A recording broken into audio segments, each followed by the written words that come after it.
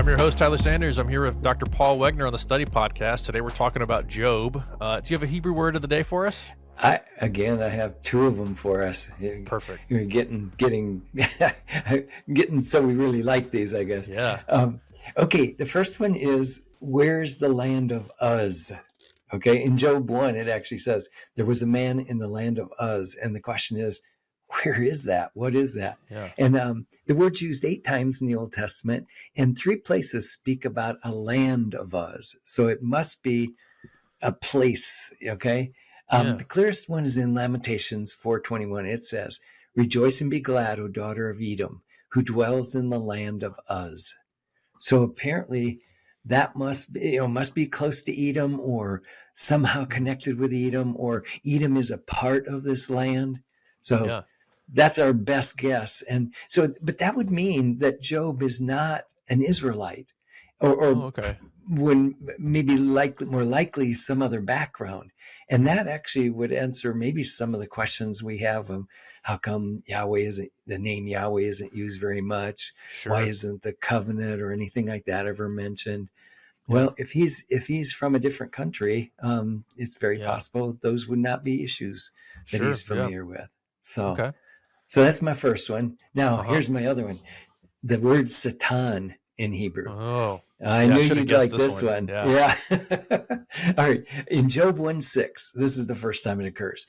Now there was a day when the sons of God came to present themselves before the Lord, and the Satan, there's an article on it, also came among them. So it's used 27 times in the Old Testament and 14 times in Job itself. So that's why we needed to talk about it. But most of the time, it probably means the accuser or the adversary. Yeah. But in Chronicles 21:1, it actually does not have the article. So do you remember Chronicles is probably one of the later books in the Old Testament? Yeah. So if it's dated around 400 BC, maybe at that time there was a concept developing of there's a person or a entity that is an accuser against God or against God's people. Yeah. And if so, there could have been enough of a development by that time to understand that this is an actual person or entity that goes against God and his people. Interesting. Yeah. So I think that's really interesting, because a lot of times when we come across that, and in most translations, they don't write the article, because you wouldn't do that on a name normally. But I think it's actually telling us it's not a name initially. It's a position or a title or something. That somebody's doing this. Now, if that's true, then initially, remember, as far as we can tell, Satan was an angel, and that at some point he rebels against God. So if that's true, this earlier time, not having him testing God's servants and stuff like that, would make some sense if he's the accuser, and then later on they understand that it's an entity that does this. Yeah, right. So I thought you'd like that one. That's a super interesting one that definitely comes up, in Job. So we'll see a lot of passages, I think, today as we're going through this, where he's going to pop up. Yep. Okay. So here's my outline of the book.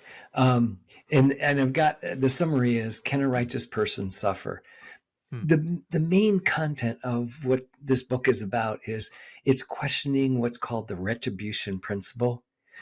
And actually, we even have this concept today, the idea that a good person should have good things happen to them, and an evil person should have evil things happen. And we even, in some sense, in the back of our minds, we've got some concept of that also. What I'm going to argue is that the retribution principle is not enough. There is a core truth to it, in the sense that, ultimately the righteous will be rewarded and the wicked will be punished. But remember, in this time, they don't have, at least I don't think they have this concept of an afterlife yet. So if not, they expect the righteous and the wicked need to be either blessed, get their recompense in this lifetime. It has to get settled in life. Yeah, that's kind of the perspective. Right. So Yeah. because we actually have a bigger perspective, I think we can say, well, ultimately that will Yeah. happen, but you're going to Yeah. see some enigmas. And several times, even Job himself says, well, look around. Haven't you seen a wicked person that looks like they're prospering? And if that's true, then that retribution principle can't be totally correct anyway. So in Yeah. their Right. minds, that made perfect sense. And that's why this is such a dilemma for the people reading this Mhm. book.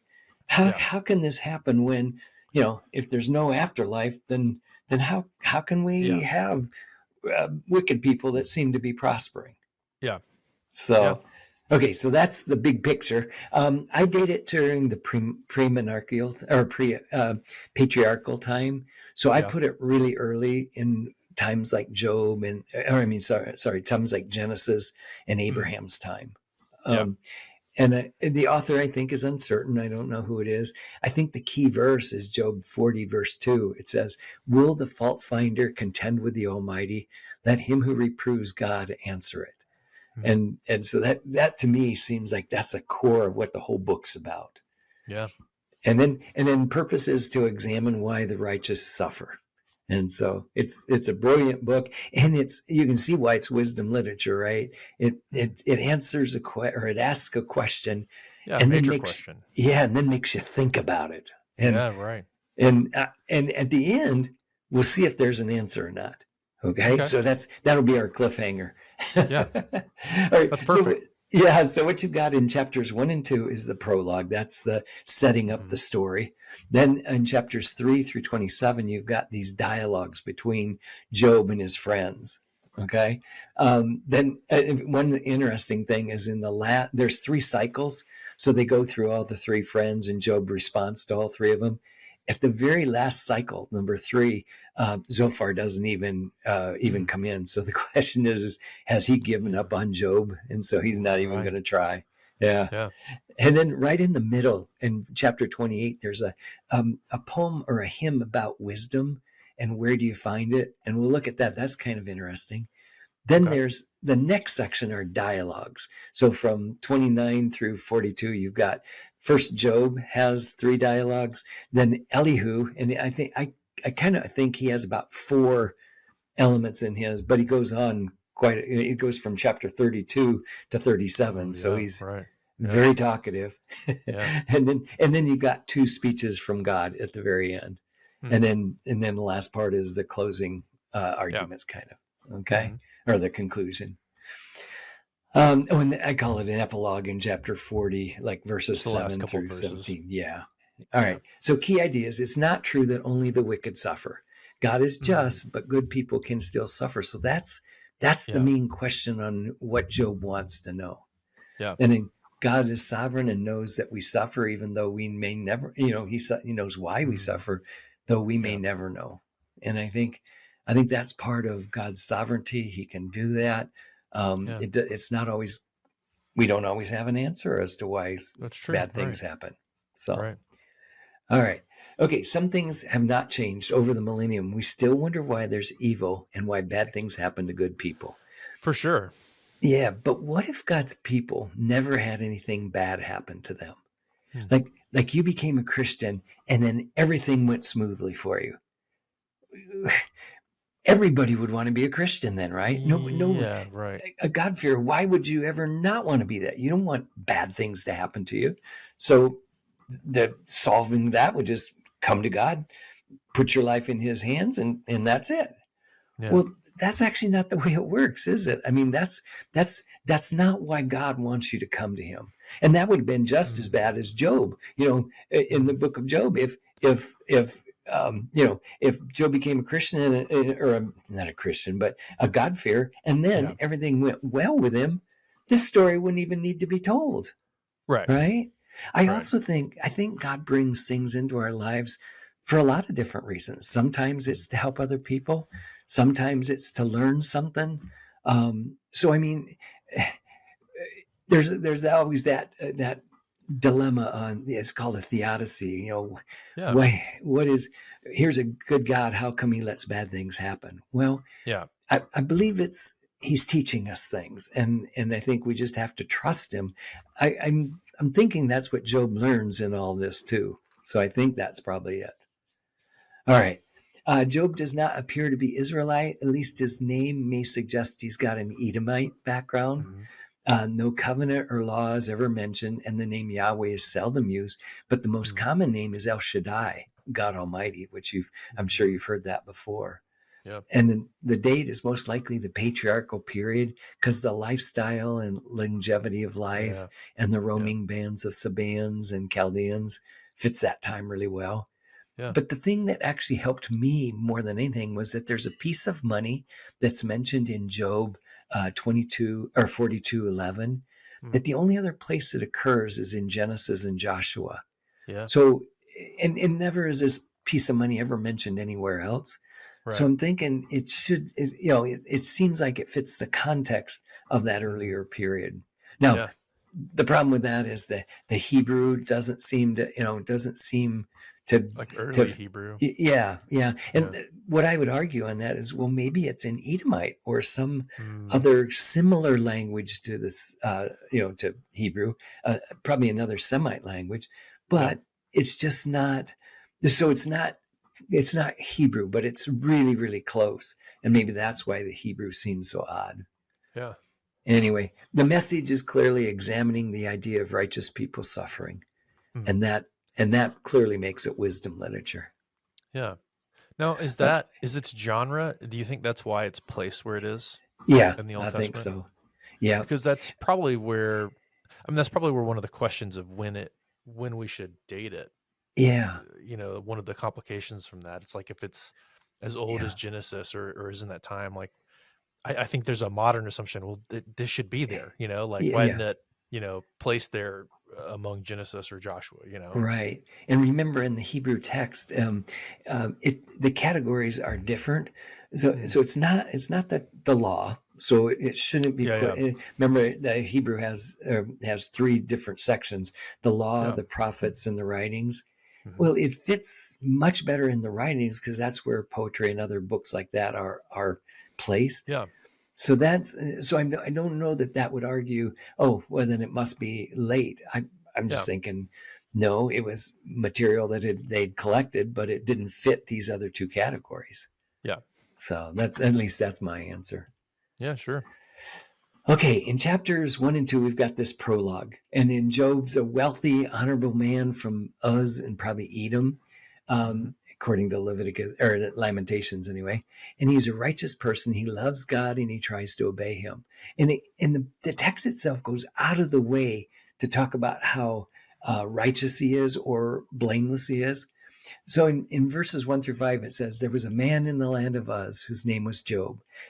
Now, the way that almost starts out like a narrative, not a fable, but I would actually argue a narrative. But it's setting the stage for who this person is. Yeah. All right, and that man was blameless, upright, fearing God, and turning away from evil.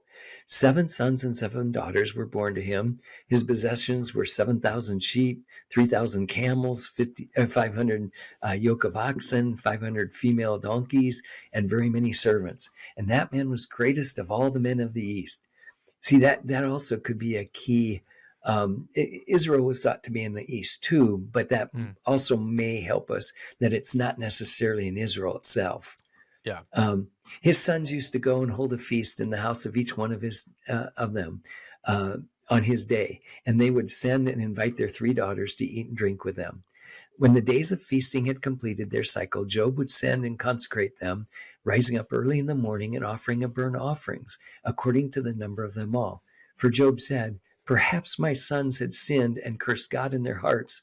Thus Job did continually. So it's going out of its way to tell you that Job, he's trying to be so righteous before God that he's even doing things in case his sons had sinned. Yeah. So I think the book itself is telling you that this guy's a righteous person. Yeah. And then God's going to tell you that too. In fact, it actually talks about God being almost proud of Job. And that's why Satan wants to test him. And the test, God says he can do it. Only he's limited. Don't harm his body. So in verses 6 through 8, it says, "Now there was a day when the sons of God presented themselves before the Lord, and Satan came among them. And the Lord said to Satan, or the Satan, 'From where do you come?' Then Satan answered the Lord and said, 'From roaming about on the earth and walking about on it.'" So I'm assuming that's probably what the angels would have been doing too. And their job was, I assume, as messengers, would be going and doing God's bidding when it was necessary. Yeah. And the Lord said to the Satan, "Have you considered my servant Job? For there is no one like him on earth, a blameless and righteous man, fearing God and turning away from evil." When the Satan answered the Lord, does Job fear God for nothing? Have you not made a hedge around him and his house and all that he has, and on every side? You have blessed the work of his hands, and his possessions have increased in the land. So you see what the Satan is saying? He's saying, "Oh, God, Job doesn't like you, just, isn't trying to be righteous. He wants to get something out of you. As long as you keep blessing him, he's gonna continue to be good." Yeah. I mean, that's kind of the question you asked Yeah. earlier, is like, why do we even have this? Like, Yeah. like, what wouldn't it just be easier if, like, Yeah. everything was good whenever you came to know God and everything was solved, then everyone would do it, Like, Yeah. there's this question here, is what do you do when that's not happening? Yeah. Yeah, good. So here's the Satan accusing God and Job at this point, saying, "Well, the only reason he serves you is because you've been so good to him." Yeah. Right? Yeah. Okay. So here's the accuser. Job was clearly a righteous man. That's said multiple times. The charge is, does Job fear God for nothing? He does so, he will be blessed and get all the good things from God. Take away the blessings and Job will curse you. So that's the challenge. God gives the accuser permission to test Job within certain parameters. He could not harm his body. See, I think that's actually really crucial, because at some point God's putting limits. So this accuser is not all powerful. He may be powerful and he understands human nature pretty well, but he's got parameters on him, and I think that's really important. Yeah. Okay. So here's what. So Job lost all his possessions and still said, "Naked I came from my mother's womb, and naked I will return." I want to read the rest of these verses. This is really something. Then Job rose and tore his robe and shaved his head and fell on the ground and worshipped. And he said, "Naked I came from my mother's womb, and naked I shall return there. The Lord gave, and the Lord has taken away. Blessed be the name of the Lord." Through all this, Job did not sin or blame God. Man, I mean, in my mind, that is amazing. It talks about how he lost virtually everything.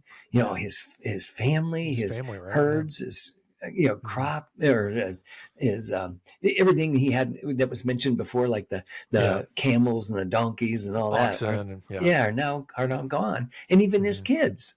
Okay, so the Satan is saying, "God, you cheated. You knew that if I harmed his body, he would give in, but then you wouldn't let me do that." So he says, "Skin for skin." That's here. Let me read it for you. Satan answered the Lord and said, "Skin for skin. Yes, all a man has, he will give for his life. However, put forth your hand now and touch his bones and his flesh, and he will curse you to your face." So the Lord said to Satan, "Behold, he is in your power. Only spare his life." Then the Satan went out from the presence of the Lord and smote Job with sore boils from the sole of his foot to the crown of his head. And he took a potsherd to scrape himself while he was sitting among the ashes. Then his wife said to him, "Do you still hold fast to your integrity? Curse God and die." But he said to her, "You speak as one of the foolish women speaks. Shall we indeed accept good from God and not accept adversity?" In all this, Job did not sin with his lips. Wow. In my mind, that is truly amazing. Here's, I mean, think about this back. If this is as early as I think it is, and they don't have the law to tell them what God expects from them, he's doing everything he can to try to be righteous before this God and please him as much as he can. And yet, and when he takes it all away, Job says, "Well, he gave it, he can take it away." I wonder how many of us today could take that same kind of pressure and handle it as well as Job did. Yeah, right. Right. Oh man. All right. Then the friends come. And the Yeah. friends, I think the friends are part of the Satan's Mm. first of all, it was his wife. So his wife is saying, well, Yeah. go ahead and curse God and die. And actually, I think she's saying that out of love. That sounds funny, but I don't think she means it mean. I think she's saying, well, look at what Stop God's doing. suffering. Yeah. Yeah, just put yourself out of your misery. But then the friends come, and that's part of the Satan's challenge too, I think. Mm. All right, so here's the accuser, the charge, skin for skin. Put forth your hand on him, and he will curse you to your face. God gives the accuser permission to test Job within the parameters again. You can't take his life. See, in my mind, if he takes his life, it's over, and it's kind of it hasn't solved any purpose, right? It didn't Right. prove that Job, if he dies, it doesn't prove that Satan won or God won. It doesn't Yeah. prove Right. anything. So and I think he understood that, because he doesn't, he never comes back and says, "Oh, you tricked me again." Well, Yeah. of course not. The test would have been over, and it solved nothing. So I think the Right. accuser understood that. But verse 10 says the accuser was wrong again. All this, for all this, he did not curse God with his lips. Yeah. I'm going to argue that God is the one on trial here, not Job. Not Job. Yeah, God's only defense, if you can call it that, is that he has great wisdom, and that's from his responses in chapter 40 through 42. Yeah. The traditional wisdom of Job's day would have confirmed the retribution principle. The righteous will prosper and the wicked will suffer. Yeah. This throws a monkey wrench, at least in Job's mind, to this problem. I don't know that the friends ever figured that out, because they're still very convinced, even at the end. But it's a dilemma for Job, because Job knows he didn't sin. He's done everything possible to obey this God, and yet he's suffering. And Right. and in chapter 1 was so clear. I mean, you've got fire coming down from heaven. You got a great wind that smashes. You got people coming and stealing all your stuff. Oh, Yeah. and it all happens at once. Sometimes we can take bad things a little at a time, but here Job seems like he gets them all at once. Yeah. So poor Job, he's in a mess. And so it does make some sense. All right, so here's the deduction. Job is suffering, and thus he must have sinned. That, in their minds, that was a given. Yeah. However, the book goes out of the way to confirm that Job had not sinned, and hence the dilemma. Job wants his day in court, and that's basically what it seems to be saying. Yeah. In the Old Testament, the word Satan is a function, not a person, though a person could be behind it. I think by the time you get to First Chronicles, then you've got that there's a person behind it. Switch is kind of happening. Right. Yeah. But it seems pretty clear to me that by the end, by First Chronicles, it's now a name and it's a person, not just a person doing the action. Yeah. Right. It's a unique person. Yeah. Okay, so let's look at the dialogues first. So we've got the prologue taken care of. Now let's look at the dialogue. And these, because they're so long, I kind of summarized what their views were. So here's Job's 3 friends. They mourned for 7 days because they knew Job was in great pain. I think that really tells you that these guys were really friends. I mean, I don't think they were intentionally going after Job. I think these guys were friends. Yeah. So Eliphaz starts out and he says, the innocent do not suffer and God is just. So in his mind, he's trying to make sure that he's coming to God's defense. And in fact, all of these guys are basically going to come to God's defense. Okay. That's why I think it's God on trial, not Job, because all of them are trying to defend God. Yeah.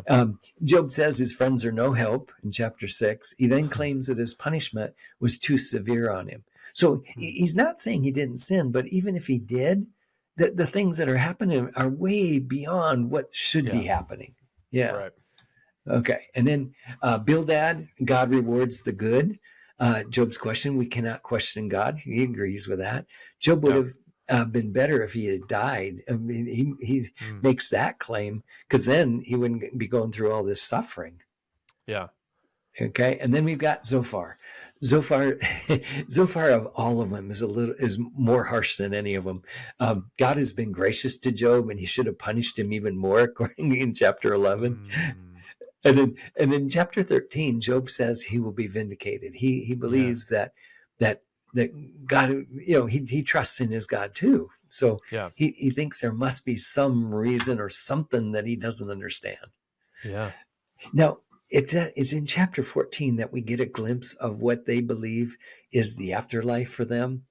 So in verses 14, I'll read. Well, in verse 7 through 15, you've got that a tree is better off than a man, Mm, because it says that water, once it drips into the ground, it goes away and it's gone.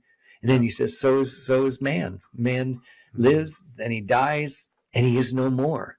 he But he ceases. says Yeah. a tree sometimes can come back, and I don't know if you've ever seen a tree when sometimes when they get cut off, there's sprouts that come up from the Yeah. bottom and it starts growing. I Yeah. remember when I was a kid, there was a tree in back of our house and they cut it down. And the next year it had just about as many branches coming out of the stump, Right. as Right. I've ever, I mean, it was like 20 coming out. Yeah. So I don't know what trees they are that do that, but there's some that actually do come back. Yeah. And that's what he's saying about his life, that a tree is better off than man. Now, Right. here's what he says, verse 10 through 15. But man dies and lies prostrate. Man expires, and where is he? As water evaporates from the sea and a river becomes parched and dried up, so man lies down and does not rise. Until the heavens are no longer, he will not awake nor be aroused out of his sleep. Now, some people might think when he says until the heavens are no longer, that puts a limit on it. But remember, in their minds, the heavens were like always there. And so Yeah. in their Right. minds, so that means it's never going to happen. Yeah. Okay. Yeah. Verse 13. Oh, that you would hide me in Sheol, that you would conceal me until your wrath returns you, that you may set a limit for me and then remember me. So I think what he's thinking, and he knows it's impossible, but he's thinking, if you would just put me in Sheol, remember Sheol's in their minds is um, like a temporary place. Yeah. Um, it's almost like the grave. Sometimes they thought so. Put him in this Sheol place, and then have the stuff that's coming after him pass, and then bring him back.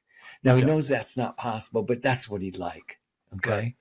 Then in verse 14, if a man dies, will he live again? All the days of my struggle, I will wait until my change comes. I think that phrase, I will wait until my change comes, means while I'm here on this earth, the punishment can't be forever. Hide Yeah. me until it goes by and then bring me back. I Okay. see. Yeah. Yeah. Yeah. You will call and I will answer you. You will long for the work of your hands. And Mm, so he's saying, because I know you love me, you wouldn't want me to die and just yeah. be let this wickedness pass and be over with and then bring me back. Hmm. So that's his seems like his understanding. Now Yeah. chapter 19 has another verse. As for me, I know that my Redeemer lives, and at the last he will take his stand on the earth. Even after my skin is destroyed, yet in my flesh, or from my flesh, I will see God. And that translation is a little tough there, but I think Mm, he's saying that, after this punishment is gone, yet in my flesh, meaning while I've still got my flesh on me, I will yeah. see God, whom Yeah. I myself shall behold, and whom my eyes will see, and not another. So he's even thinking with Mm, his own eyes, he'll see yeah. him. Right. Right. Yeah. My heart faints within me. So he's saying, after my skin is destroyed, like his sickness, he will see God within his flesh and in his lifetime. I think that's what it Mm, means. So it's an unusual. It's not our concept of afterlife, yeah. but God Right. had Right. not revealed that yet. So God's Yeah. still revealing certain parts of His plan, and what happens in the afterlife. They just didn't have a real clear understanding of it. And Yeah. if Job is real early, like I think it is, it makes sense that he wouldn't have a good concept yet. Yeah. Sure. All right. Okay. Job's three friends again. So now we've got Eliphaz. A wicked person will be punished by God. Job Hmm. at that point says, you guys are sorry comforters. Y'all condemn, but the truth is a lot harder to find. And then Bildad says, you must have sinned. Look at the evidence. Can anybody be right before God? So he's saying, think about it. it's impossible for us to never sin. And I don't think Job ever thought that. I don't think he ever thought he'd never sinned. But remember, that's why he would offer sacrifices, even for Yeah, his sure. children. Yeah. Yeah, he was concerned about that. Yeah. And then Job says to Bildad, if I've sinned, show me my error. Because, Yeah. he can say, man, few of us could actually say that. I mean, most people could say, well, look at this. Well, and my guess would be that could be a proportional kind of thing too, right? Like this punishment is so severe. Like there must be a severe sin. Yeah. Like this should be obvious. If you should be able to true, find it. Yeah. And then Zophar says the wicked last only a short time. So he's really negative for that. Oh, yeah, I see. Yeah. And then Job's response: haven't you ever seen a wicked person prosper? If so, your theology has a problem. So he even brings that up. And I'm sure that's some of the things he was thinking about, right? Because he's in the midst of this suffering, and he sees other people that he knows are wicked, and yet they appear to be prospering. So if that's true, then we got a problem here. See, in my mind, that's Job with a really good argument. Something's wrong here. But because they were so convinced he'd sinned, it just bounces off. They don't even catch that. Yeah. All right. So we got Eliphaz again. You must have sinned. And he even tries to go through and tries to mention specific sins to see if he can remember anything that he did. And then Job again says, sometimes wicked does seem to prosper. What do we do then? So he's again got that response. Haven't you ever seen a wicked person that seems to prosper? And if so, your theology doesn't work. Yeah. So, okay. And then Bildad, can anyone be pure in God's eyes? Well, I don't think Job ever said that, but the term blameless is used for him, but I think that means that sins cannot be held against him because he's offered sacrifices and stuff like that to do his best to appease this God. Yeah. And then we got Zophar, who doesn't even speak this time. But Job comes back. He says, I'm righteous and I will not repent for that. So Elihu, the last guy, is going to pick up on that. And so I don't think he ever says he's innocent or never sinned or anything like that. I think Elihu claims those things. But I think what Job is saying is that, no, I've done my best to be righteous before this God. And even God had said that he was blameless. So I mean, he makes that real clear. Yeah. Okay. Now, right after you hear those, you've got this hymn about wisdom, and it's neat where it's put, because you just hear these guys' arguments and stuff like that. And obviously they don't understand. They are pretty sure that Job must have sinned because that's what their theology demanded. Okay. Yeah. Okay. So here's how he says there's, wisdom is far beyond any valuable thing, like even gold and silver and stuff like that. But it's so hard to find. He actually talks about this. I think this is neat. Surely there is a mine for silver and a place where they can refine gold. Iron is taken from the dust and copper is smelted from rock. Man puts an end to the darkness, and to the furthest limit he searches out the rock in gloom and deep shadows. He sinks a shaft far from habitation, forgotten by foot. He hangs and swings to and fro from far from men. The earth comes from it comes food, and underneath it is turned up as fire. The rocks are the source of sapphires, and its dust contains gold. So I think that's kind of neat. They knew about mining and stuff like that, and where to find these treasures and stuff. So he actually goes through there and says, well, look, you can find these vast treasures, but where do you find wisdom? And verse 12 says, but where can wisdom be found? And where's the place of understanding? So he's saying, okay, you can mine all these things, but wisdom, it's hard to find, and you can't just go dig it up somewhere. We know sources, right? Yeah. There's understanding of all these, precious metals or whatever. There's a source. Yeah. It may be hard to get, but we know that it's out there, Yeah. Yeah. All right. And then verse 19 says, topaz from Ethiopia cannot equal it, nor can its value be in pure gold. So he's talking about the importance of wisdom. Yeah. Where does wisdom come from? And where's the place of understanding? Thus it was hidden from the eyes of all the living and concealed from the birds of the sky. Abaddon and death say, With our ears, we've heard a report of it. God understands its ways and he knows its place, for he looks to the ends of the earth and sees everything under the heavens. So I think what's interesting is Job right at this point now has this hymn of wisdom, showing that these guys in the earlier discussion, they couldn't find it. They just were looking in the wrong place, but Job is closer because at least he knows that he hasn't sinned, but there's still something happening. He's still suffering. Right.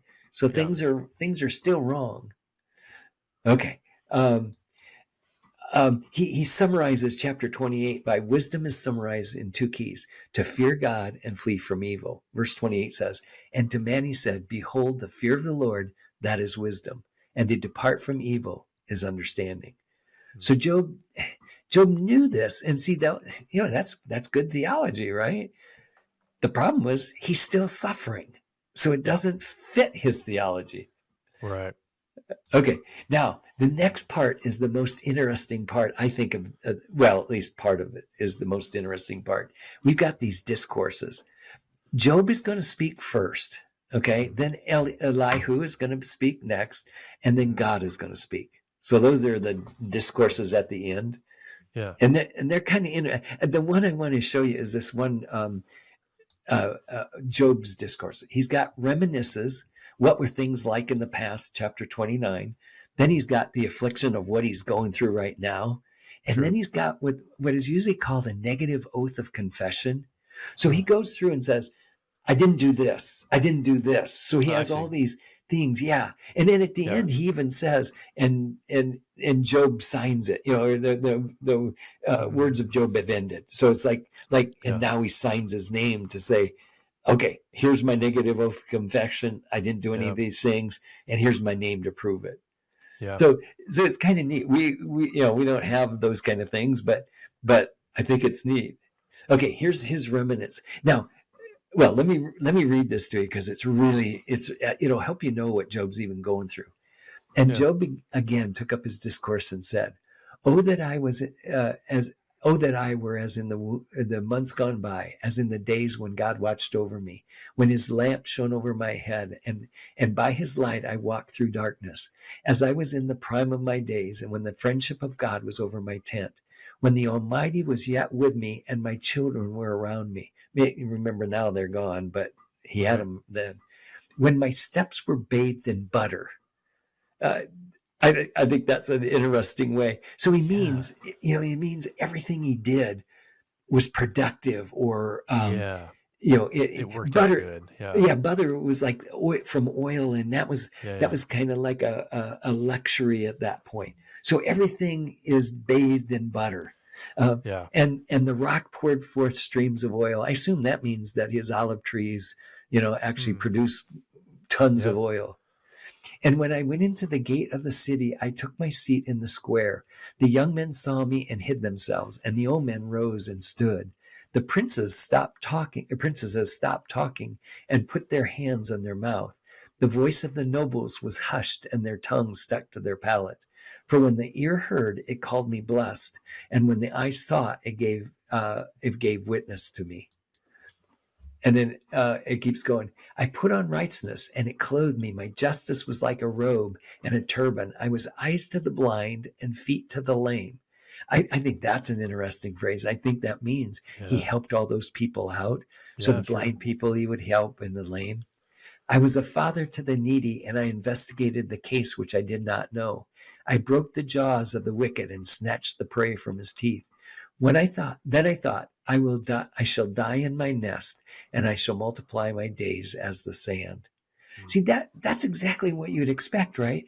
You did everything you could in life to be pleasing to God, and then you'd be repaid for that. That would be the retribution principle at its finest. Right. So that's him saying that's what he expected to happen. Yeah. But instead, he's going to get chapter 30. Right. So here's the affliction. So verses 1-7 say, "But now those younger than I mock me, whose fathers I disdain to put with the dogs of my flock. Indeed, what good was the strength of their hands to me? Vigor had perished from them, From want and famine they were gaunt to gnaw the dry ground by night in waste and desolation, who plucked marrow by the bushes, and whose food was the root of the broom shrub. So, I mean, I think that's saying they were trying to eat anything, even things we would think are inedible. Yeah. Right. And they were driven from the community. They shout against them as against a thief, so that they dwell in the dreadful valleys, in the holes of the earth and in the rocks. Among the bushes they cried out. Under the nettles they gathered together. So he's saying, I'm going through such hard times, and now even the younger people mock me. Remember what it was like before, and now they're mocking me, and even their fathers, who I wouldn't even put with the dogs of my flock. All right. Now it keeps going, and now I have become their taunt. I have even become a byword. Byword's not something we usually use, so I put an object of scorn. It's in poetry, and it's parallel with taunt. So it's kind of a similar kind of thing. They abhor and stand aloof from me, and they do not refrain from spitting in my face. See that the ultimate of humiliation, I guess, would be these younger people even spitting on him. Now, here's why. Verse 11 is why. Because he has loosed his bowstring and afflicted me. When it means that loosed his bowstring, when you shoot an arrow, so you pull it back to make it taunt, and then when it goes, it's loose. So he's saying that God has shot me with his bow. Yeah. All right. They have cast off the bridle before me. They break up my path. They profit from my destruction. No one restrains them. As though a wide breach they come, and amid the tempest they roll on. Terrors are turned against me. They pursue my honor as the wind, and my prosperity is passed away like a cloud.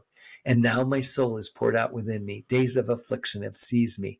At night, by the piercing of my bones within me, or at night it pierces my bones within me, and my gnawing pains have no rest. By a great force, my garment is distorted. It binds me about as a collar of my coat. So it's even talking about his affliction is more, it's not just these people are afflicting him from what they're saying, but his body also, so he has pains at night, but then whatever that great force is of his against his, distorts his garment, it must mean that his skin is swelling or something, so that his garment gets really tight. Yeah. So it's kind of, what I like about this is that the contrast between what it used to be like, my life was bathed in butter kind of thing, and now he's in pain and everyone mocks him. Yeah. All right. Here's some more. I cry out to you for help, but you do not answer me. The you there is to God. Yeah. I stand up and you turn your attention against me. You have become cruel to me with the might of your hand. You persecute me, for I know that I will bring that you will bring me to death and to the house of meeting for all living. Have I not wept for those whose life is hard? Was my soul not grieved for the needy? When I expected good, then evil came. When I waited for light, then darkness came. I am seething within and cannot relax. Days of affliction confront me. I go about mourning without comfort. I stand up in the assembly and cry out for help. I have become a brother to jackals and companions of ostriches. Those would be animals that are wild animals. Yeah. My skin turns black on me. That tells you a little about what the sickness is. And my bones burn. My flute, therefore my heart is turned to mourning, and my flute to the sound of those who weep. So if we ever wondered how bad it was for Job, that chapter is really very clear on how bad he was suffering. Completely. Yeah. All right. Okay. So now we get to this negative oath of confession. So we've been through 2 chapters of Job's response, or discourse. All right. Here's what these negative oath of confession sound like. I have made a covenant with my eyes. How could I then gaze at a virgin? And what is the portion of God from above, or the heritage of the Almighty from on high? Is it not calamity to the unjust and disaster to those who work iniquity? Does he not see my ways and number my steps? If I had walked with falsehood and my foot has hastened after deceit, let him weigh me with accurate scales and let God know my integrity. If my step was turned from the way or my heart followed my eyes, or if any spot was stuck to my hands, let me sow and another eat. Let my crops be uprooted. So he's going through and explaining some of the normal curses that he'd expect. Yeah. If I've kept the poor from their desire, or have caused the eye of the widow to fail, or have eaten any morsel alone, or the orphan has not shared it. But from my youth he grew up with me as with a father, and from my infancy I guided her. If I have seen anyone perish for lack of clothing, or that the needy had no covering, if his loins have not thanked me, and if he is not warmed with the fleece of my sheep, if I have lifted up my hand against the orphan, because I saw I had support in the gate, let my shoulder fall from its socket, and my arm be broken off at the elbow. For calamity from God is a terror to me, and because of his majesty, I can do nothing. So I wonder how many of us could say those things, and be, he must be accurate, or else I think again, he's trying to convince God that he shouldn't be punished like it's going on. So these things must be the things that he's done. Yeah. I've got a little more here. I have covered my, if I have covered my transgressions like Adam, or by hiding my iniquity in my bosom. I didn't notice this before, but that means he understands the Pentateuch. He's seen Oh, sure, the stories of Adam and Eve. Yeah, because he can even talk about hiding from God. So I thought that was interesting. I hadn't noticed that before. Yeah. Okay. Because I feared the great multitude, and the contempt of families terrified me, and kept silent and did not go out of doors. Oh, that I had one to hear me. Behold, here's my signature. So he must have signed it. Let the Almighty answer me, and the indictment of my adversary, which my adversary has written. If my land cries out against me, and if its furrows weep together, if I have eaten its fruit without money, or have caused its owners to lose their lives, let briars grow instead of wheat, and stinkweed instead of barley. The words of Job are ended. See, we don't have anything like that, but that's Job claiming these things that he knew to be wrong, he had not done. And that if he had done them, that these curses come upon him. So I think it's really amazing that Job had that good of understanding of what God probably expected from him without probably even having the law. This is his day in court, right? Yeah. You mentioned earlier, like, that's kind of what he wanted, to be able to show a defense. And like, this is him kind of showing, like, his argument basically for, like, I don't understand how this has happened, or why this has happened. And now he stops, my guess is he expects God now to answer, right? Here's his negative oath of confession. Now, God, here's what I've said. Show me to be wrong. Yeah. But instead of getting God, you've got this Elihu, which I think is really funny. Elihu is very verbose, but he doesn't add much to what's already been said. In fact, if anything, he repeats a lot of what had already been said. But that's about it. Okay, here's what it says, verse 32, chapter 32. Then 3 men ceased answering Job, because he was righteous in his own eyes. But the anger of Elihu, the son of Barachel, the Buzite in the family of Ram, burned against Job, and his anger burned because he justified himself before God. And his anger burned against his 3 friends, because they had found no answer, and yet had condemned Job. Now Elihu had waited to speak to Job, because they were older than he was. And when Elihu saw there was no answer in the mouth of these 3 men, his anger burned. I too will answer my share, and I will tell my opinion, for I am full of words. That part is really true. So I highlighted that. And the spirit within me constrains me. Behold, my belly is like an unvented wine, like new wineskins. It is about to burst. So he's kept quiet as long as he could. Now it's almost like bursting, and you hear what all he's going to say. So I'll keep going. Surely you have spoken in my hearing, and I've heard the sound of your words. I am pure, without transgression. I am innocent, and there is no guilt in me. Now, he had said some of those things. I don't think he says he was without transgression. That seems to be taking what he's saying and pushing it even a little further. Yeah. And having no guilt. By that he means he's offered sacrifices, so Yeah. Yeah. so he shouldn't be held guilty for those. Behold, he invents pretexts against me. He counts me as his enemy.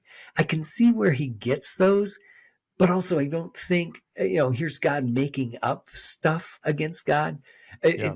I don't think Job ever said that. Job just wanted to know why he's being Yeah. punished. Yeah. Behold, let me tell you, you are not right in this, for God is greater than man. So here you can see he's trying to, Yeah. defend God again. Yeah. Right. Right. Why do you complain against me that he does not give account of all his doings? Behold, God does these things oftentimes with men to bring back his soul from the pit, that he may be enlightened with the light of life. Pay attention, O Job. Listen to me. Keep silent. Let me speak.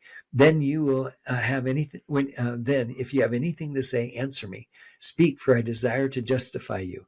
If not, listen to me. Keep silent, and I will teach you wisdom. It almost makes it sound like he's not giving Job any opportunity to respond to him. Right. Yeah. Right. So yeah, tell me what if you've got anything to say. But then he just keeps going. Right. All right. What man is like Job, who drinks up derision like water, who goes in company with the workers of iniquity and walks with wicked men? And Wow. yeah, he's going really hard on him. Yeah. For he has said, it profits a man nothing when he is pleasing to God. Well, I don't think he's ever said that, but he does continue to say he doesn't understand why he's being punished. That his even if he has sinned, it's not anything in comparison to the punishment Right. he's getting. Right.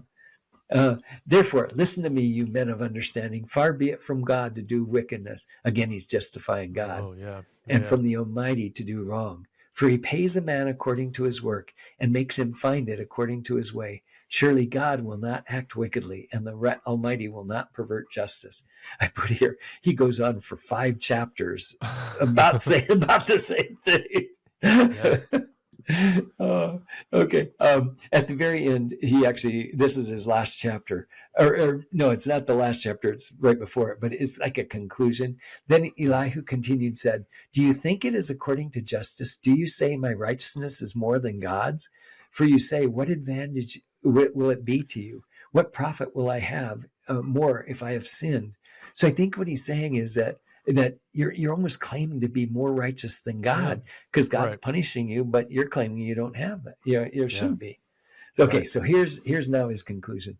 Behold, God is mighty and does not despise any. He is mighty in strength of understanding. He does not keep the wicked alive, but gives justice to the afflicted.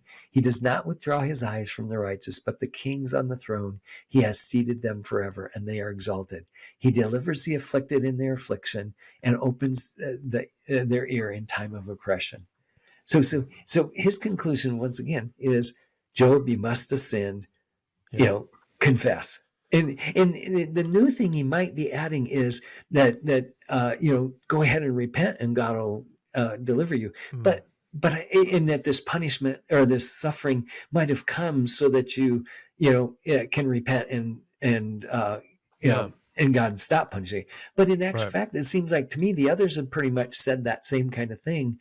So I'm not convinced that there's anything new here. I wonder if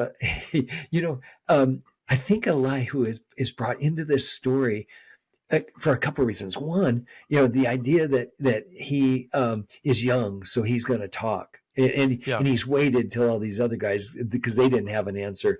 Now he's going to see if he has an answer. Yeah. I don't think he said anything different than them, and he still basically is trying to justify God.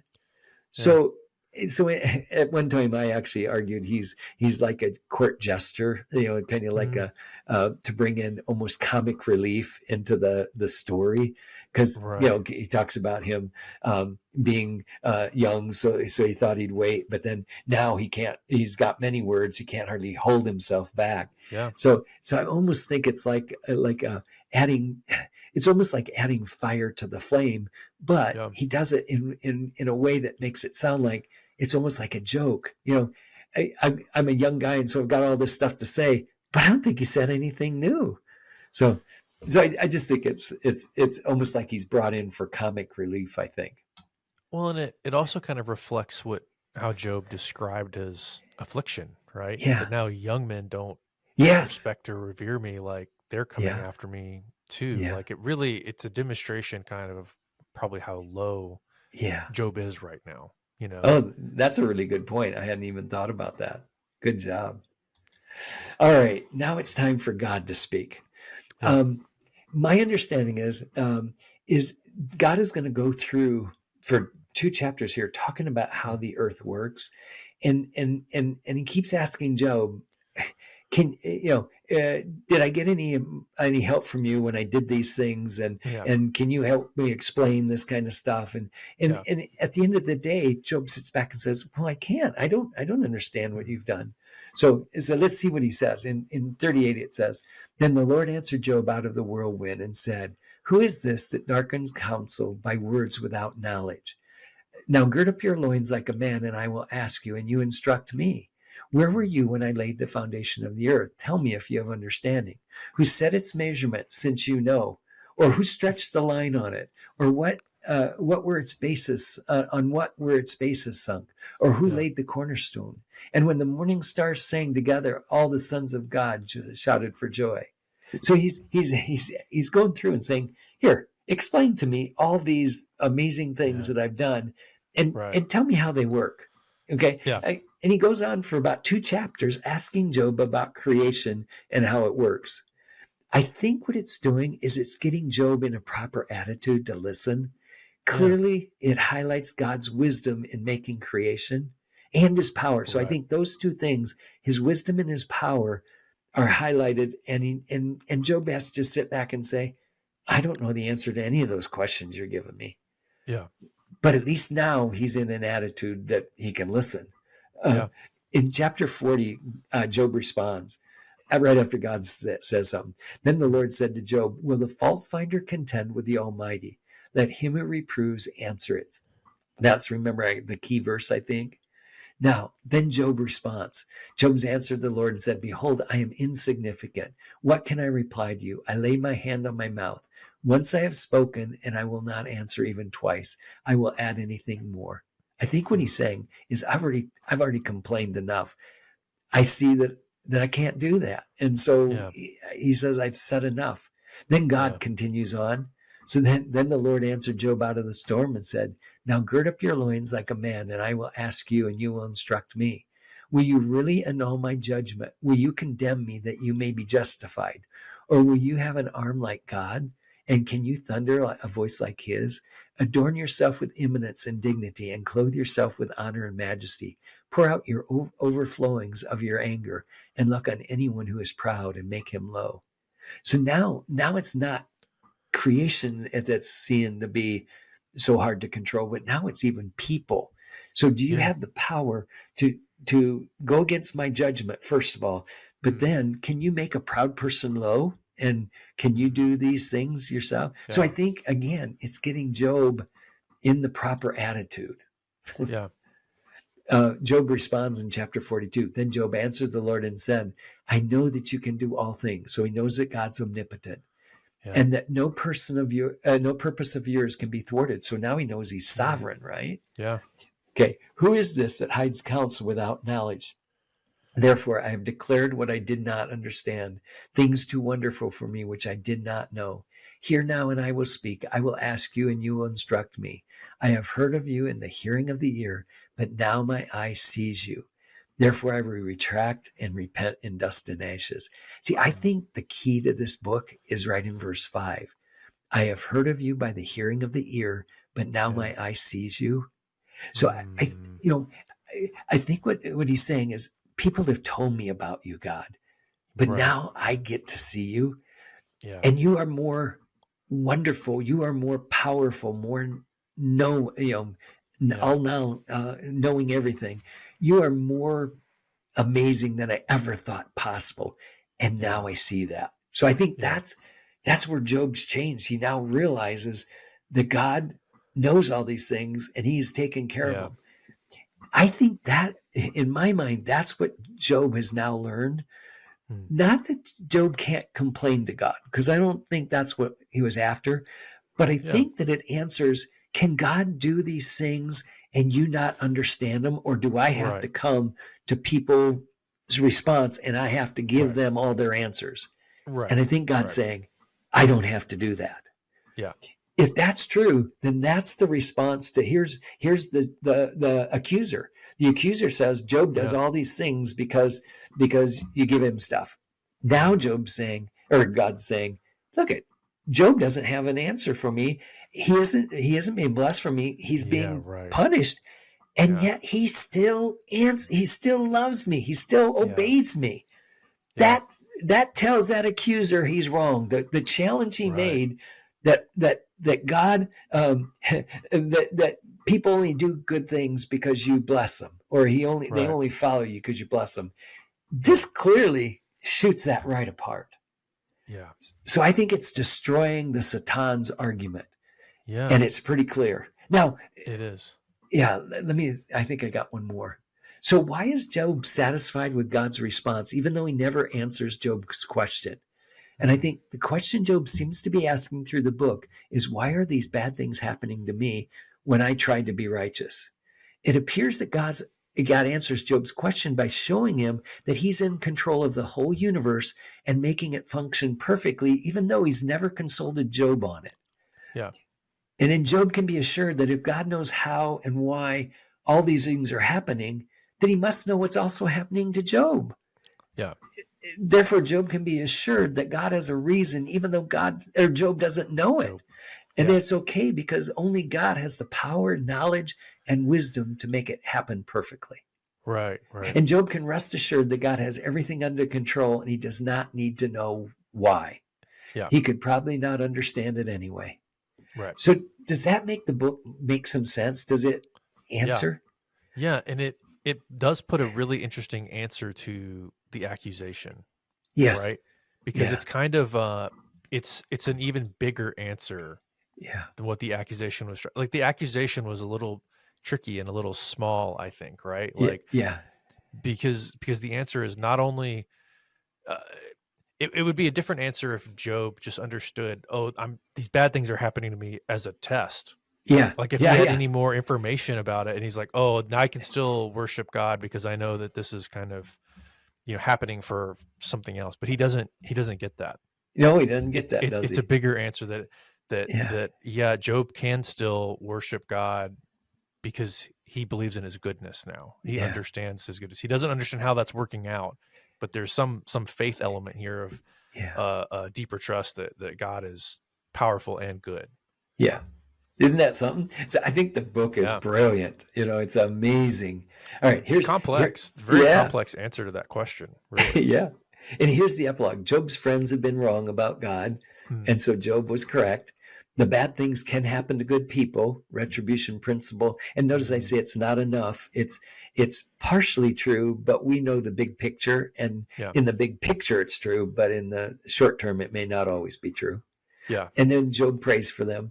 The Lord restored Job's fortune. He gets everything double the second time, except the children. And I argue that he already still has the children, even though they're in heaven. He still technically still has them. And then it says that Job lived 140 years and a long and prosperous life. In the Old Testament, living a long life and dying, having seen your multiple generations, that was like a good life for Ideal. them. Yeah. And here's what it says. After this, Job lived 140 years and saw his sons and his grandsons, 4 generations. And Job died an old man full of days. Yeah. Yeah. So at the end, not only was Job blessed by God, he got his answer. But on top of all that, God restored everything that he had before, and it's now better than ever. Yeah. So everything's double. So in the Old Testament, your possessions were the way God showed that he blessed people. Right. It didn't always work out that way, and Job was making sure he knew that. But if God really wanted to show that he honored and he blessed and then he really cared for somebody, he would bless them with all kinds of stuff like this. And I think he's showing his blessing to Job because of all that. Yeah. So All right, you And ready for? again, it's a little different from that Yeah, kind of retribution principle, because it's not like yeah, Job fixed something in right. himself, and that's why the Yeah, blessing came back. It's kind yeah, of separate from that, exactly. That's great. Yeah. Yes. Okay, Okay, we ready for got questions? I'm we ready for got some questions. questions. Yeah. What's the purpose for the book of Job? It really provides a pretty complex but not unclear answer about why do, quote unquote good people suffer and Yeah. wicked prosper. That it's that your blessings in life are not always really connected to your Yes. behavior. Yeah. Good. Good. And so, yeah. Okay. And what does Job learn? I mean, he kind of learns that lesson, but I think the bigger thing he learns is who God is. He Okay. he Good. comes to better understand, I mean, that God doesn't need anyone's permission Yeah. or, help in doing any of these things, but that like he can be trusted, that Good. like all these things God has done, he's worked all these things out. And so you can trust in his goodness that these things are working out correctly. Good. Good. That's great. Can God be put on trial? Not, not really. I mean, I like they guess you can try here, try. and yeah, I mean, I guess it's kind of a failure, really. Yeah. Yeah. And it's interesting because it doesn't seem like Job's friends are trying to put God on trial. They're trying to defend him, Right. but their Right. theology is a bit Yeah. limited, Yeah. or simple. Maybe simple Yeah. is a good word I, for it. I like your limited because there's certain things they don't know yet Yeah, that later God's going to reveal. yeah, Now, how are we to understand suffering then? yeah. That's a big question. I mean, I think that's still a big question. Yeah. Yeah. I mean, I think sometimes what we have to understand is that it's not necessarily connected to something, and Good. maybe part of that bigger principle, and this idea of retribution is that also means that like we cannot end our own suffering necessarily. Yeah. There Yeah. probably are things we can do. There are things we do wrong and we suffer consequences of our bad Yeah. choices, and we can stop, making some of Mhm. these decisions and end some of our suffering. But also that sometimes these things are happening and we don't know why, and Yeah. we may never know why. Yeah. But that it's not in our power to stop that. And that's probably a bit of that.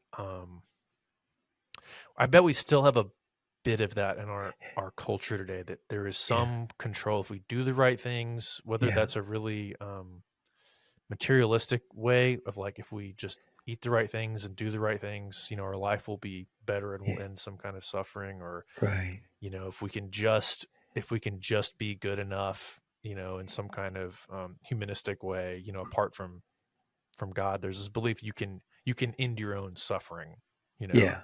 Yeah. um, But and remember, and it's just separate from that. even the New Testament, remember Jesus has to kind of remember the man born blind, and Oh yeah, they say, who sins, yeah, his parents or right, him, and Jesus says, neither. It's so that yeah, the power of God can be displayed here. And yeah, I'm going, wow. Even New Testament, they're still struggling with that retribution principle idea. yeah, yeah, Yeah, for sure, yeah, I think we've answered number 4. Is the retribution principle correct? the right, the way I do see it though is I'd say it is correct to a extent, but not enough. yeah. There is some truth in it, but it's not all there is. Yeah, There's a kind of eternal perspective probably where you can kind of yeah, see the shape of it, but even then, I think, oof, yeah. I want to be careful how I say this. I don't think the gospel negates it, but it does overcome that. Okay. That we can live, and we live evil, selfish Uh, lives, and so we don't get what we deserve. The yeah, gospel prevents us from getting what we deserve. So there's a sense where it's still not completely, even an internal perspective, the exact yeah, way the world works, or the yeah, universe works. yeah. Why is this book in the canon? I mean, boy, a big Yeah, answer I would think is this is kind of a human yeah. question. This Good. this is a question people ask that's, this is not like limited to a Christian perspective or Jewish perspective, that this is an important question. This is a human question. So Yeah. I think certainly there's a reason for it to be in the Bible, as a way God communicates to Yeah. humanity. But I would think too, this is a useful narrative, for the Jewish people, through their whole history. Yeah. I mean, we've been, Yeah. going through the Old Testament, so we've seen, we just finished going through, Esther, Nehemiah, and people are coming Yeah. back. There's been great suffering Uh, experienced by the people, and so yeah. this is probably a useful reminder of, like, there's some of the suffering you've experienced is because of decisions your grand or great great Yeah. grandparents Yeah. made, and Yeah. this rejection of God that's constantly happening. But also there's things that you can't see. Suffering Yeah. is just going to be part of your existence, of all of our Yeah. existences. Yeah. Isn't that amazing? Well, what do you think of the Yeah, book? it's fantastic. Yeah. Yeah, it's complex for sure, and it's a long book. It's Yeah. kind of a hard read, Yeah. Yeah. but it is there's a lot there to chew on, and I think that's such a amazing part of the Bible that I Yeah. mean, just one of the things I've learned in seminary, and after my post seminary days. I guess I'm in seminary again, so Yeah. whatever this intra-seminary period is, that there's things in the Bible that are very complex, and they take a lot of time to chew on and Yeah. work through, but it's worth it. It's Yeah. definitely worth going through that process to try to glean that wisdom, and it's not easily gained. But Yeah. when I, as a reader, come across something, it's so much better for me not to just walk past something that's confusing or doesn't seem to make sense. I Yeah. should sit there and say, like, why is this happening? Yeah. Like, that's the way we should approach Job, is like, why are his friends saying these things? Yeah. Are they Yeah. dumb? It's not that they're dumb. It's they're not totally correct, but it's coming from a perspective that's, most people would have thought is the valid Yeah. perspective. Like, Yeah. they're holding the things that we think are true, right? Yeah. They're saying God is good. Yeah. Like, he's not punishing you unjustly. God can't do that. God wouldn't Yeah. do that, Yeah. Yeah. But again, they have a limited perspective. They're ending up in the wrong spot, even though they're holding to Yeah. good and true principles. Yeah. And Oh, what a good thing for us to know as we're growing as Christians. exactly. Yeah. The thing I take away with, okay, I might not know why suffering's happening to me, but I know he's got a plan, and I can trust him that it will work out. Yeah. Yeah. And sometimes it's not even for me. Sometimes it's for people that I know, or maybe Sure. in the future. So Yeah. so I just got to trust that he knows what he's doing. Yeah. Yeah. Perfect. Well, Well, this was a good one. This was a very enjoyable Yeah. episode, I think. This was a lot to chew on, but it's very, very good. well, we have Psalms next, so we'll Okay. try to dig into that book next. So it's one that everybody loves, and so Yeah. we'll try Yeah. to get some principles for that. Okay, perfect. That sounds good. Looking forward to next week. Okay, thanks, Tyler. Bye-bye.